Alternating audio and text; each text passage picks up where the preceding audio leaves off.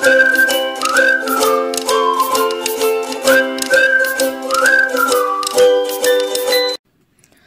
स्वामी समर्थ। मी नैना, तुमचं माझ्या स्वामी सेविकरी नैना या यूट्यूब चॅनलवरती स्वागत आहे।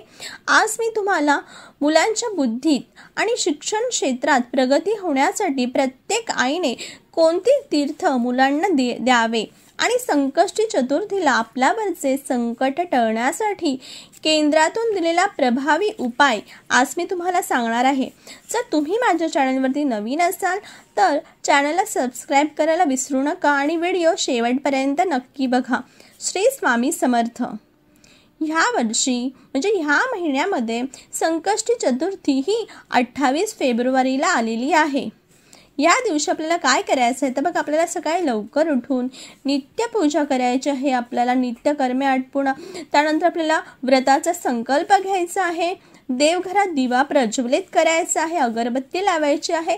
त्यानंतर आपल्याला काय करायचं तर बाप्पाची आपल्याला विधिवत पूजा करायची आहे। सगळ्यात अगोदर आपल्याला काय करायचं आहे तर बघा, गणपती बाप्पाचा आपल्याला अभिषेक करायचा आहे। अभिषेक आता आपल्याला करायचा आहे तो अथर्व शीर्षाने करायचा आहे। जर तुम्हाला अथर्व शीर्ष पठण करता येत नसेल तर तुम्ही टीव्हीवरती यूट्यूबवरती लावा आणि श्रवण करा आणि बाप्पावरती अभिषेक करा। 1 किंवा 11 वेळा तुम्हाला अभिषेक करायचा आहे। या अभिषेकचे जे तीर्थ आहे ते आईने मुलांना द्यायचे आहे। बघा, हा अतिशय प्रभावी उपाय आहे। जी मुलांची आपली जी बुद्धी असते ती बुद्धी खूप बुद्धीमध्ये वाढ होते। शिक्षण क्षेत्रामध्ये प्रगती होण्यासाठी हा अतिशय प्रभावी उपाय आहे। आणि तुम्हाला माहितीच आहे की गणपती बाप्पा ही विद्येची देवता आहे, बुद्धीची देवता आहे।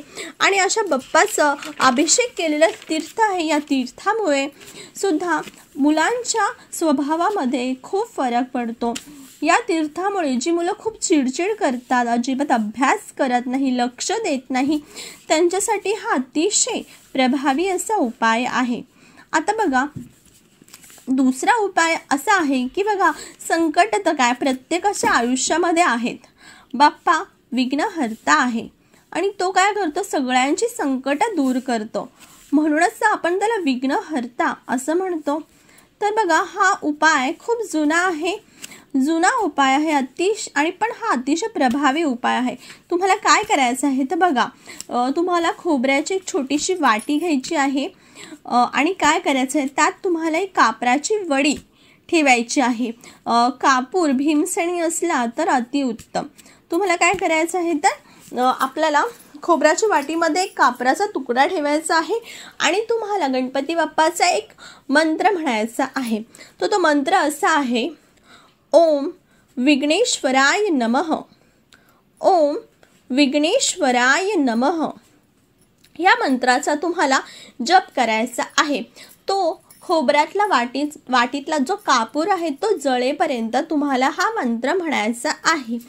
त्यानंतर काय करायचं आहे तर बघा, ही सेवा तुम्हाला संकष्टी चतुर्थीच्या दिवशी तुम्हाला करायची आहे आणि तो कापूर जळेपर्यंत तुम्हाला हा मंत्र म्हणायचा आहे। त्यानंतर ते खोबऱ्याची वाटी तुम्हाला तशीच गणपती बाप्पाची इथे ठेवायची आहे आणि दुसऱ्या दिवशी तुम्हाला ती निर्माल्यामध्ये तुम्हाला घेऊन जायची आहे, म्हणजे टाकायची आहे।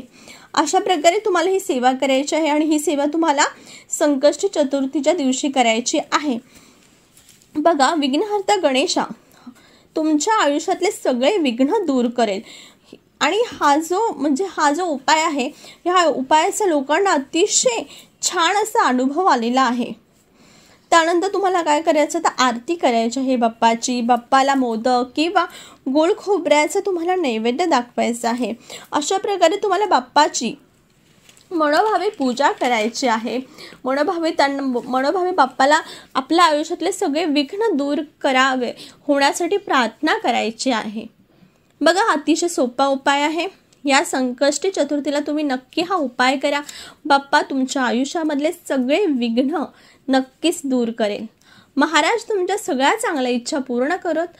अवधूत चिंतन, श्री गुरुदेव दत्त।